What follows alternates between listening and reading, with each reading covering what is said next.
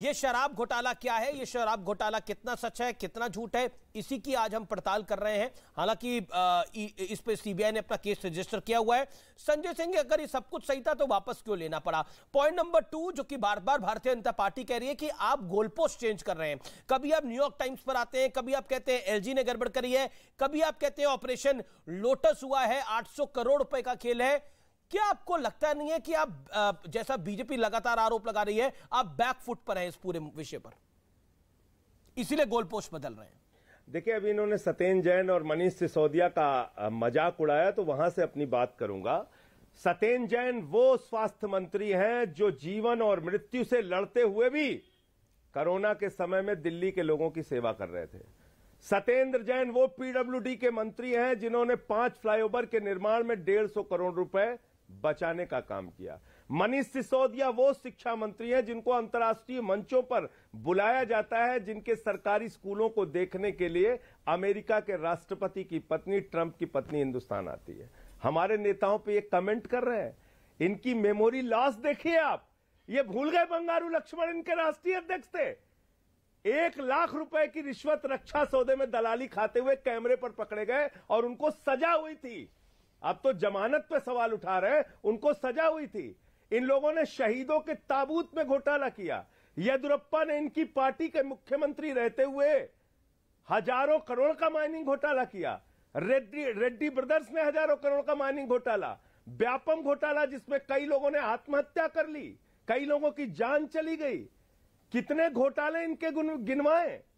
घोटालों की पूरी फेहरिस्त है। लेकिन आपका मुकाबला, आप तो राजनीति में शुचिता लेके आ रहे थे। आपका मुकाबला तो घोटालों के साथ नहीं है, ना कांग्रेस के ना बीजेपी के। आपने तो अलग तरह की राजनीति करने का दावा था, पॉलिटिक्स। अमीर जी देखिए, ऐसे आप बोलेंगे, आप ऐसे बोलेंगे तो भाजपा वाले नाराज हो जाएंगे आपसे। आप कह रहे हैं कि हम शुचिता की बात करने आए थे और ये पार्टी विद द डिफरेंस ये बंगारू करने आए थे। इनके नेता माइनिंग का घोटाला करने आए थे, आप ये कहना चाहते हैं? आप ये कहना चाहते हैं कि शहीदों के ताबूत पे घोटाले को डिफेंड कर रहे हैं?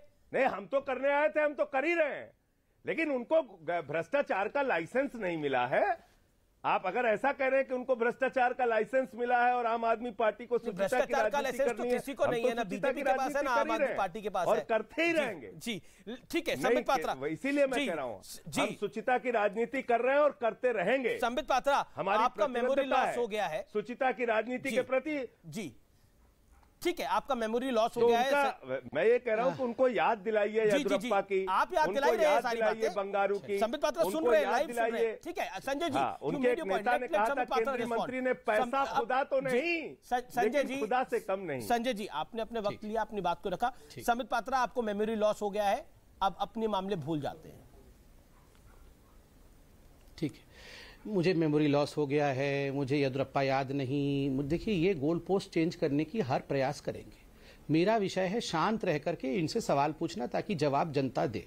आप देखिए, मैं इनसे सवाल पूछता हूं और बहुत ऑथेंटिक सवाल पूछता हूं। 750 ml का दारू का बोतल जो ये बेच रहे थे, ये 750 ml का दारू का बोतल पुरानी नीति और नई नीति, पुरानी नीति के अनुसार होलसेल रेट 166 रुपये और मनीष जी की नीति के अनुसार 188 रुपीज होलसेल रेट। सरकार की कमाई कितनी होती थी 750 ml के बोतल पे?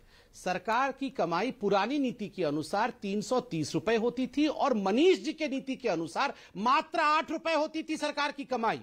और जो रिटेलर का फायदा है वो पुरानी सरकार नीति, शराब नीति के अनुसार रिटेलर का फायदा मात्र 33 रुपए होता था और अब मनीष जी के नीति के अनुसार 333 रुपए होता है, 363 रुपया। जनता के लिए ये 750 ml का जो दारू के बोतल था वो कितने में मिलता था? पहले मिलता था 530 रुपए में, अब 560 रुपए में। डबल से भी अधिक फायदा। आप देखिए, 330 रुपया सरकार कमाती थी पहले, अब 8 रुपया मात्र सरकार कमाती। देखिए, ये बोलेंगे हमने जो है लाइसेंस फी पहले ले लिया। मैं सवाल पूछता हूं, लाइसेंस फी कितने का पहले लिया? आपने जो टाइमिंग बढ़ाया कि 10 बजे के बाद भी शराब की दुकानें खुली रहेंगी, आपने जो कहा कि ये 25 आयु से कमा करके 21 आयु कर दिया जाएगा, ये सारी चीजें जो आपने की थी, क्या इसको फैक्टर इन नहीं किया? क्यों नहीं किया? और पहली बार पूरे विश्व में, ये ट्रंप की पत्नी को भी बता दीजिएगा क्योंकि वो आप लोगों को देखने आ रही हैं, आपने बताया तो उनको भी बताइए, पहली बार विश्व में ऐसा हुआ है कि दारू के बोतल तो ज्यादा बिक गए हैं मगर खर्चा कम सरकार को मिला है। मतलब बोतल ज्यादा बिके हैं, पैसा कम मिला है, ऐसा तो विश्व में कभी नहीं हुआ। चलिए हम फिर भी गलत बोल रहे हैं, इतनी अच्छी इनकी नीति थी फिर भी वापस क्यों लेना पड़ा। और दो बड़ी बातें मैं यहां करने वाला हूं कागज दिखा करके। ये कागज दिखाने की आदत तो अरविंद केजरीवाल की है। मैं ये दो कागज दिखा रहा हूं, जूम करके दिखाइए ये दो कागज को क्या है। कैमरामैन जरा जूम करिए और कागज को दिखाइए, बहुत महत्वपूर्ण कागज है, पब्लिक डोमेन में दिखा रहा हूं। ये कागज कोई साधारण कागज नहीं है अमीश भाई, ये कागज आज से 9 महीने पहले कंप्लेंट के कागज हैं। कंप्लेंट किसने किया था? कंप्लेंट उस समय के एक्साइज डिपार्टमेंट ने इनकी सरकार से किया था और कहा था कि ये इंडो स्पिरिट जो एक कंपनी है और उसका जो सब्सिडियरी कंपनी है खाओ गाली, ये दोनों कंपनियों को आपने टेंडर दिया। ये तो ब्लैकलिस्ट कंपनी है, आपने कैसे टेंडर दे दिया मगर 9 महीने तक इस पर एक्शन नहीं हुआ। ठीक उसी प्रकार एक और कंप्लेंट है जिसमें एनरिच नामक कंपनी के विषय में बताया जाता है कि ये ब्लैकलिस्टेड कंपनी है, इसको टेंडर कैसे दिया गया है? मोटा माल खा के टेंडर दिया गया है, वरना एक्साइज डिपार्टमेंट के कहने के बावजूद टेंडर कोई दे सकता है क्या? और 9 महीने के बाद इसे वापस क्यों लेना पड़ा? मोटा माल खाया गया है। ठीक है, जवाब संबित, अब आपको निर्विरोध सुना गया। संबित लेना पड़ा, अब आपको निर्विरोध सुना गया, आप भी निर्विरोध सुनिएगा। मैं भी सुनूंगा। जी जी जी संजय जी, आपने मोटा माल खाया है इसलिए आपने पॉलिसी को वापस किया। पूरी डिबेट में अमीश जी, मैं आपसे वादा करता हूं पूरी डिबेट में जब भी वो बोलेंगे मैं एक शब्द नहीं बोलूंगा, और ये आप देखिएगा कि मैं इसको फॉलो करूंगा। संबित भी फॉलो कर रहे हैं, आप देखिए उन्होंने बहुत कितना गहन अध्ययन उनका, कितनी गहरी उन्होंने दिल्ली के शराब नीति की स्टडी की। मैं उनको पहली बात तो धन्यवाद देना चाहता हूं। शायद एक आध मिनट का समय लगा लेते तो इनको पता चल जाता कि 27 साल से जहां भारतीय जनता पार्टी का शासन है उस गुजरात में 10,000 करोड़ रुपए का काला धंधा जहरीली शराब का, नकली शराब का होता है। 100 से ज्यादा लोग गुजरात में जहरीली शराब पी के मर गए। संबित पात्रा के मुंह से एक शब्द नहीं निकला, मोदी जी के मुंह से एक शब्द नहीं निकला। प्रधानमंत्री और गृह मंत्री जी दोनों उसी राज्य से आते हैं, बगल यहीं अलीगढ़ है। 130 लोग नकली शराब पी के मर गए अलीगढ़ में, देसी शराब पी के मर गए। एक शब्द किसी भारतीय जनता पार्टी के नेता के मुंह से नहीं निकला। दिल्ली की शराब नीति के सवाल पर मैं आपको बिल्कुल एक एक करके जवाब दूंगा, एक एक चीजों का आपको उत्तर दूंगा, लेकिन मैं बड़ी विनम्रता पूर्वक पूछना चाहता हूं। अभी पूरी की पूरी भारतीय जनता पार्टी भोला बालक बन गई है, कह रही है विधायक कैसे खरीदे जाते हैं हमें तो नहीं पता, दिल्ली में जांच कराओ, फोरेंसिक कराओ, नार्को कराओ। अरे भाई एक बार दिल्ली में कराओ नार्को और फोरेंसिक, मैं बोल रहा हूं आपके चैनल पे, कराओ सीबीआई की जांच, लेकिन मध्य प्रदेश में कराओ, कर्नाटक में कराओ, महाराष्ट्र में कराओ, गोवा में कराओ, अरुणाचल में कराओ, उत्तराखंड में कराओ, 277 विधायकों की कराओ, पूरे देश की कराओ। और एक शब्द अगर अपने मुंह से अगर आज ये कह देंगे तो मैं इनको धन्यवाद दूंगा कि हां पूरे देश में जो विधायक टूटे और खरीदे गए हैं उनकी जांच होनी चाहिए, उनकी फोरेंसिक होनी चाहिए, उनकी सारों की काला धंधा जो 6300 करोड़ रुपए में किया गया उसकी जांच होनी चाहिए। अब शराब नीति पे आता हूं। जी ये क्या कह रहे हैं आपके दर्शकों ये कह रहे हैं कि आपने ब्लैकलिस्टेड कंपनियों को, इन्होंने कहा आपने ब्लैकलिस्टेड कंपनियों को काम दिया जिनकी शिकायत आई, 9 महीने तक एक्शन नहीं लिया। आपने लेट तक दुकानें खोलने की इजाजत दी। सरकार बोतलें ज्यादा बिकी शराब की लेकिन कमाई कम हुई। काफी बड़े आरोप है ये। जी एक एक करके इनकी बातों का बिल्कुल बिल्कुल, टेक योर टाइम। पहली बात तो ये आपके दर्शकों के लिए बता रहा हूं, एक्साइज ड्यूटी पहले पुरानी शराब नीति में जितनी शराब की बोतलें बिकती थी उसके आधार पर एक्साइज ड्यूटी दिल्ली सरकार को मिलती थी और पूरी जिम्मेदारी दिल्ली सरकार की होती थी। किस दुकान पे कितनी शराब की बोतलें मिली, सारा आंकड़ा रखो, उसमें घपला, उसमें घोटाला। हमने कहा भाई एक अनुमानित बताओ कि कितना शराब आपकी दुकान से साल भर अनुमानित बिकता है।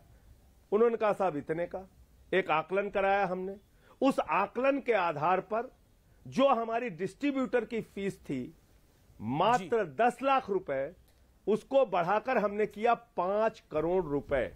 जो हमारे शॉप्स की दुकान थी उसकी फीस थी 8 लाख रुपए प्रति वर्ष की, उसको हमने बढ़ा के किया 11 करोड़ 18 लाख रुपए। लेकिन पॉलिसी इसका मतलब पूरे साल की जो एक्साइज ड्यूटी है, जी आप सवाल पूछ लीजिए तब मैं बोलूं। जी जी मैं कह रहा हूं, आप कह रहे हैं पूरे साल की जो एक्साइज ड्यूटी है, पूरे साल की जो एक्साइज ड्यूटी है उसको अलग अलग लेने के बजाय एक साथ हमने फीस के जरिए वो ले लिया। अब इस बात को मैंने अभी एक चैनल पे और कहा इनको, लेकिन और मैं इस बात को कहता हूं कि ये डॉक्टर हैं, पढ़े लिखे हैं, समझदार हैं, लेकिन अब इनकी पार्टी इनको कहती है आपको झूठ बोलना है, और अब इनकी पार्टी का नाम ही इन्होंने तो कहा ऑपरेशन ड्रामा चल रहा है पड़ेगा। अब नहीं वो कुछ भी कहे, मैं ये कह रहा हूं कि इनको ये बात पता है कि हमने लाइसेंस फीस में ही, ठीक है, संबित पात्रा जवाब ले लेते हैं।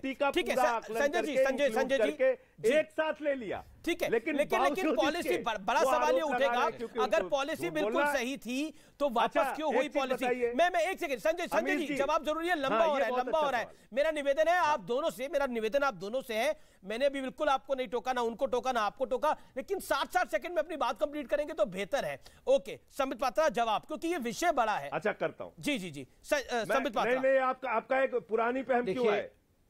नहीं अमीश भाई, आपने मुझसे पूछा है, अभी मुझे लगता है लड़ने की आवश्यकता नहीं, आराम से 7 सेकंड बोलते हैं। जी देखिए अमीश भाई, अभी संजय भाई ने एक बड़ा खुलासा किया है, मुझे तो ये विषय पता नहीं था। ये आप कह रहे हैं कि जो इनकी आबकारी नीति थी उसमें उन्होंने बहुत सारा पैसा पहले से कलेक्ट कर लिया था, एक्साइज ड्यूटी इत्यादि पहले से ले लिया था, और ये बड़े फायदेमंद की नीति थी, इससे इनको बहुत फायदा हुआ है। मुझे तो समझ में, और हम सब ड्रामेबाज हैं, हम बदमाश हैं, झूठे हैं, क्योंकि इतना फायदा हुआ इनको और हम बोल रहे हैं कि नुकसान हो रहा है।